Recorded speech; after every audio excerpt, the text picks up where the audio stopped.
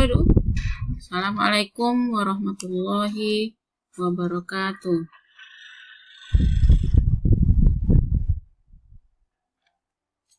Pada video kita kali ini, kita akan membahas tentang sumber-sumber hukum Islam. Namun sebelum kita membahas tentang sumber hukum Islam, marilah kita berdoa terlebih dahulu. Doa mulai.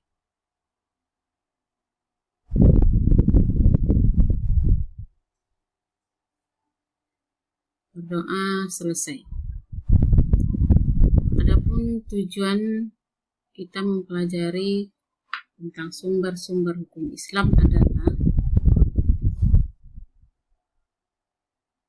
di dalam hidup kita ini kita perlu tuntunan, pedoman agar supaya hidup kita ini selamat dunia dan akhirat.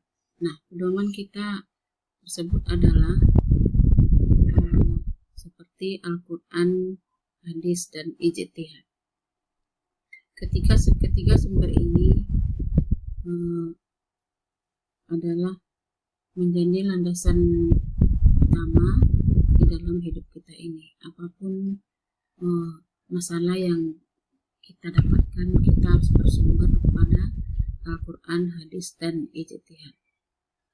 Al-Quran merupakan sumber hukum Islam yang pertama,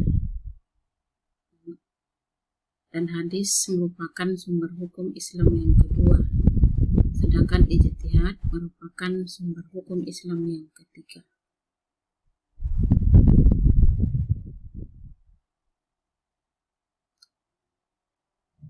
Ada 3 pembahasan yang akan kita lalui dalam pembahasan sumber-sumber hukum Islam. Yang pertama, memahami kedudukan Al-Quran dan hadis dan ijtihad sebagai sumber hukum Islam. Yang kedua, meyakini kebenaran dan menerapkan hukum Islam.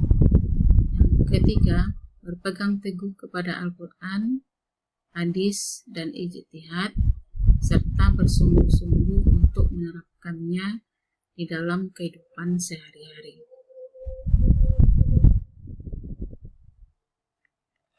Pertama sekali, mari kita jelaskan dulu tentang pengertian Al-Quran. Al-Quran adalah kitab suci yang berbentuk lafal yang diturunkan kepada Nabi Muhammad SAW dengan berbahasa Arab dan bersifat mutawatir yang bernilai ibadah bagi siapa yang membacanya. Yang dimaksud dengan mutawatir di sini adalah turunnya Al-Quran itu secara beriringan atau berturut-turut.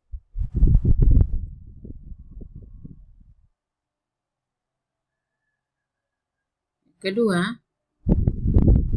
isi kandungan Al-Quran ada 3.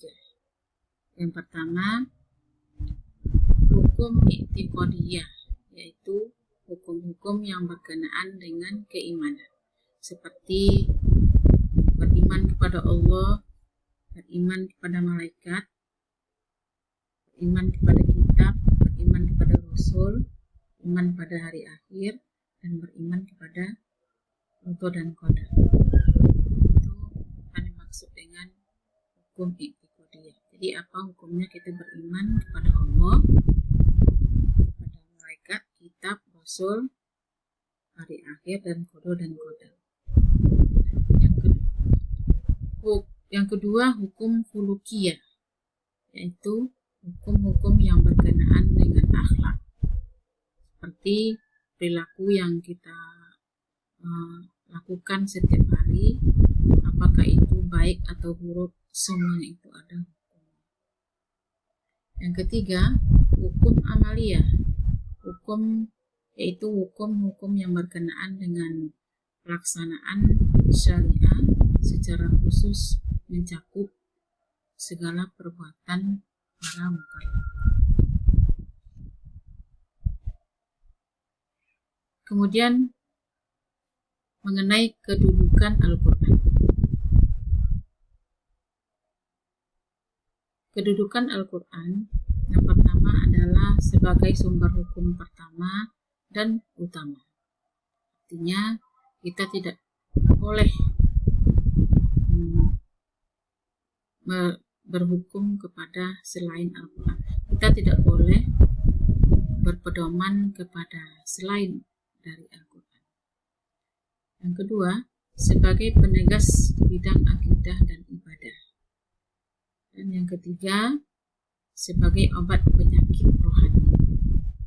Maksudnya, apabila seseorang dilanda oleh suatu masalah, seperti masalah yang mereka belum mempunyai solusinya, lantas mereka stres, bingung, galau, dan lain sebagainya, maka obatnya adalah Al-Quran. Dengan membaca Al-Quran, hati kita akan menjadi tenang dan tidak gelisah lagi. Yang keempat, sebagai pedoman hidup setiap orang mukmin. Jadi orang yang beriman hendaklah senantiasa berpedoman kepada Al-Quran, bukan kepada yang lain. Yang kelima, sebagai pemberi kabar gembira. Dalam Al-Quran dijelaskan bahwa di hari akhirat nanti, kalau kita di dunia ini rajin beramal soleh, selalu berbuat baik, dan rajin membaca Al-Quran, kita akan mendapatkan suatu balasan yang baik, yaitu surganya Allah Subhanahu wa Ta'ala. Yang keenam, sebagai pemberi motivasi lahirnya iblis. Jadi semua ilmu pengetahuan yang ada di dunia ini, itu semuanya bersumberkan kepada Al-Quran, ada di dalam Al-Quran. Kalau seandainya kita memahami dan menggali isinya Al-Quran, kita akan mendapatkan berbagai ilmu pengetahuan. Yang terakhir adalah sebagai mukjizat terbesar Nabi Muhammad SAW yang tidak ada tandingannya. Nah, kita masuk kepada sumber hukum yang kedua, yaitu as-sunnah atau hadis.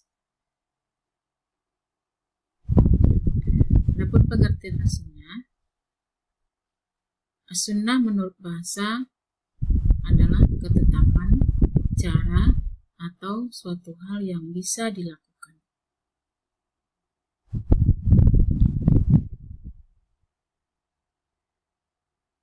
Yang kedua, isi kandungan as-sunnah. As-sunnah qauliyah artinya sunnah yang berupa perkataan. Contohnya, innamal a'malu binniyat. Sesungguhnya setiap perbuatan itu diawali dengan niat. Yang kedua, sunnah fi'liyah artinya sunnah yang berupa perbuatan Nabi yang disimpulkan sebagai perintah atau larangan melalui contoh teladan Rasulullah SAW, misalnya sholat, zakat, dan haji.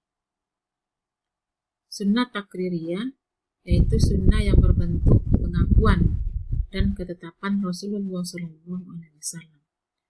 Seperti ada sahabat melakukan sesuatu dan Rasulullah SAW membiarkannya. Jadi Allah menyetujui apa yang dilakukan oleh sahabat Rasulullah tersebut. Berikutnya tentang kedudukan as-sunnah. As-sunnah itu adalah sumber hukum Islam yang kedua setelah Al-Quran. Artinya, as-sunnah atau hadis menjelaskan hukum-hukum yang masih belum terperinci di dalam Al-Quran. Nah, dijelaskan oleh as-sunnah atau hadis. Kedudukan as-sunnah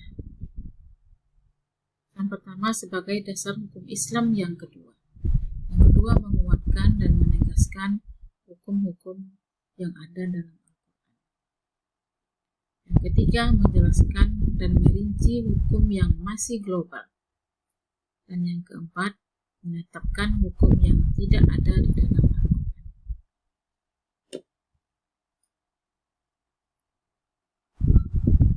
Yang ketiga, sumber hukum Islam yang ketiga yaitu ijtihad.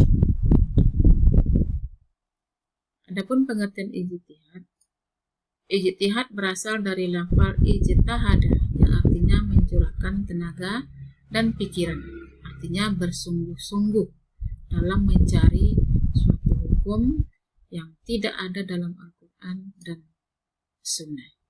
Menurut istilah, mencurahkan seluruh kemampuan berpikir dan melakukan syariat dari dalil-dalil syara, yaitu Al-Quran dan hadis.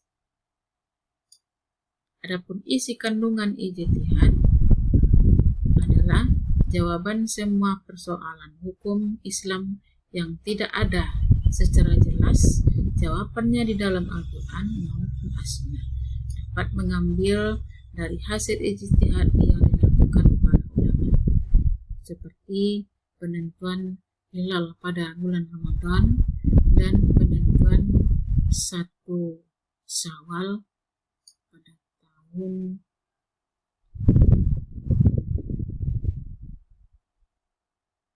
seperti penentuan pada 1 Syawal.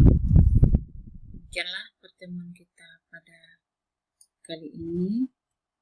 Insyaallah akan kita sambung di video-video berikutnya. Mari kita ucapkan Alhamdulillahirabbil alamin. Semoga apa yang kita pelajari akan bermanfaat di dalam kehidupan kita. Assalamualaikum warahmatullahi wabarakatuh.